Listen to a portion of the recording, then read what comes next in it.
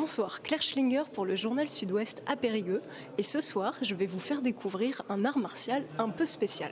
On va tout de suite aller voir Jean-François Biras, l'instructeur, il va nous en dire plus. Alors Jean-François, nous sommes ici dans votre cours du mardi soir, le cours de Périgou Estocadao. Estocadao, en effet. Donc vous êtes à notre cours du mardi soir où nous pratiquons les arts martiaux historiques européens et plus particulièrement un art martial qui nous vient d'Italie du XIVe siècle. Donc seriez-vous d'accord pour que je teste pour nos lecteurs cet art martial historique? Ah bah tout à fait, hein, on va vous équiper. Je suis prête pour mon instruction. Alors comment ça se passe? Par où on commence? Alors déjà je vais vous présenter un petit peu le matériel de protection qu'on utilise.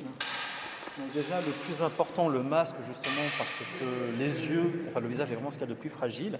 Et ensuite les gants qu'on utilise justement pour les protections de main. Quel type d'arme vous utilisez?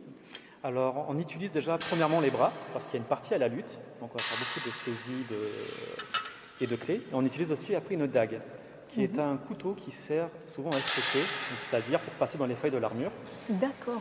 Et ensuite nous avons l'épée longue, la plus connue. Et enfin, nous avons la lance. D'accord. Donc, vous allez me montrer le maniement de l'épée? Bah, allons-y. Du coup, voilà une épée. Merci. Donc, pour vous montrer, donc, vous allez vous mettre à côté de moi.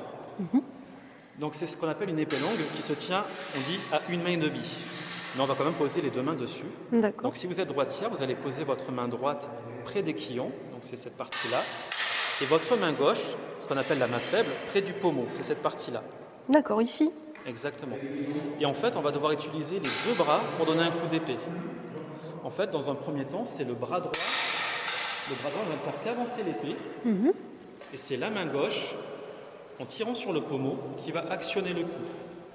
Donc, je vous remonte. J'avance mon bras.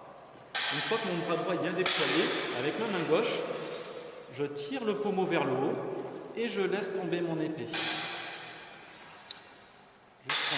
Ah, jusqu'en bas, ok. Voilà. Et le but, en fait, c'est de pouvoir enchaîner les coups. Généralement, on ne donne pas un coup et on s'arrête. Même si le coup a raté, on continue sur sa lancée, on redonne un coup. Le but, c'est d'harceler un peu l'adversaire. Oui. Donc, sur cette première leçon, là, il se débrouille comment notre ami Claire? Ah bah très bien. Non, vraiment, elle donne les réflexes, enfin, elle donne les coups de la bonne manière. Pour terminer, nous allons vous présenter une petite démonstration de combat.